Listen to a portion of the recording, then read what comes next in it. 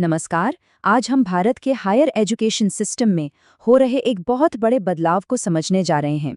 जी हाँ, हम बात कर रहे हैं उन नए और कह सकते हैं कि गेम चेंजिंग नियमों की, जो कैंपस में जाति आधारित भेदभाव को जड़ से खत्म करने के मकसद से लाए गए हैं।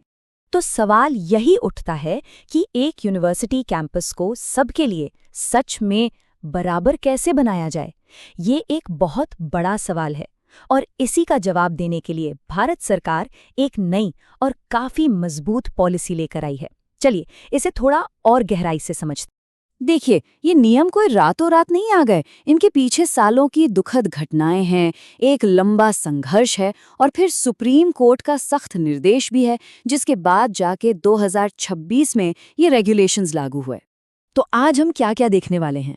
सबसे पहले हम कैंपस में मौजूद संकट की हकीकत को समझेंगे, फिर इन नए नियमों की बात करेंगे, ये देखेंगे कि ये काम कैसे करते हैं और इसमें जवाबदेही कैसे तय की गई है, और आखिर में हम इस जरूरी सवाल पर भी बात करेंगे कि क्या ये सब काफी है। तो चलिए सबसे पहले उन आंकड़ों पर एक नजर डालते हैं जो ये साफ कर देते हैं कि इन सख्त नियमों की जरूरत आखिर पड़ी ही क्यों। जरा इस आंकड़े पर गौर कीजिए। 118.4%। सिर्फ 5 सालों के अंदर भेदभाव की जो आधिकारिक शिकायतें दर्ज हुईं, वो दोगुनी से भी ज्यादा हो गई। ये साफ साफ दिखाता है कि ये कोई छोटी मोटी नहीं, बल्कि एक तेजी से बढ़ती हुई गंभीर समस्या है। और अगर पिछला आंकड़ा चौंकाने वाला था, तो अब इसे देखिए।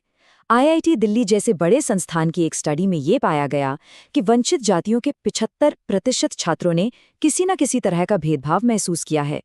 ये एक ऐसी संख्या है जो बताती है कि जितने मामले रिपोर्ट होते हैं, असल समस्या उससे कहीं ज्यादा गहरी और कहीं ज्यादा बड़ी है। तो इसी गंभीर संकट को देखते हुए यूनिवर्सिटी ग्रांट्स कमीशन यानी यूजीसी ने अपने 2012 के पुराने नियमों को पूरी तरह से बदल दिया है और उनकी जगह एक नया, कहीं ज्यादा मजबूत ढांचा तैयार किया है। और एक बात बिल्कुल साफ समझनी होगी, ये सिर्फ सुझाव या कोई गाइडलाइन नहीं है। नहीं, ये एक कानूनी तौर पर बाध्यकारी नियम है, मतलब लीगली बाइंडिंग है। और अगर संस्थान इन्हें नहीं मानेंगे तो उन्हें इसके गंभीर नतीजे भुगतने होंगे। तो ये एक तरह का मल्टी लेयर्ड सिस्टम है, जिसे भेदभाव से हर स्तर पर लड़ने के लिए डिजाइन किया गया है। पॉलिसी बनाने वाले ईओसी से लेकर शिकायतों की जांच करने वाली कमिटियों तक और कैंपस में नजर रखने वाले स्क्वाड से लेकर हर डिपार्टमेंट में मौजूद एम्बेसडर तक एक पूरा नेटवर्क तैयार किया गया है।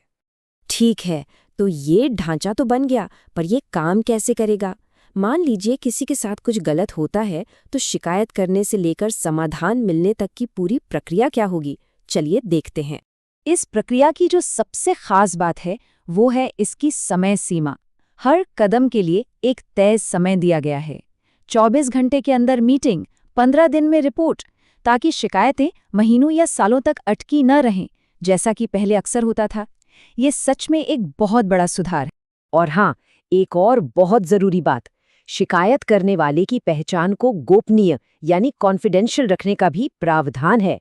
ये इसलिए इतना जरूरी है ताकि लोग बिना किसी डर के, बिना किसी झिझक के अपनी आवाज उठा सकें।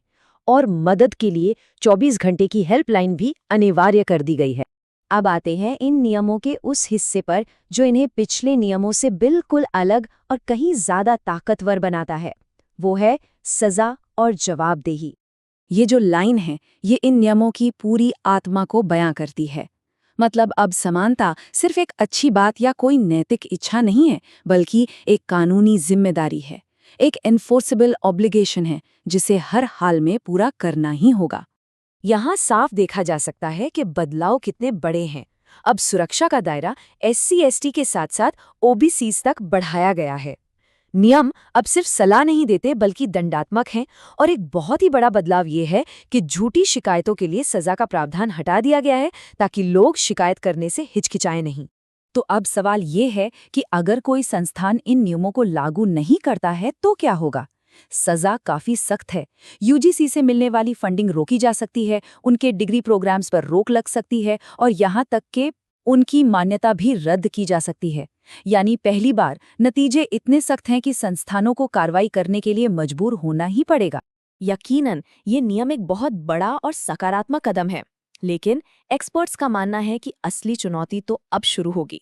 तो सवाल ये है कि क्या ये काफी है? यहीं पर आकर असली बहस शुरू होती है।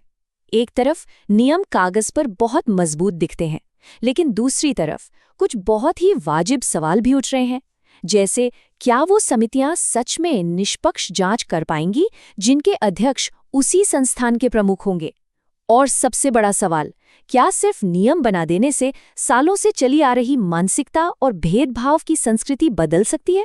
और आखिर में हम इसी एक सवाल पर आकर रुक जाते हैं।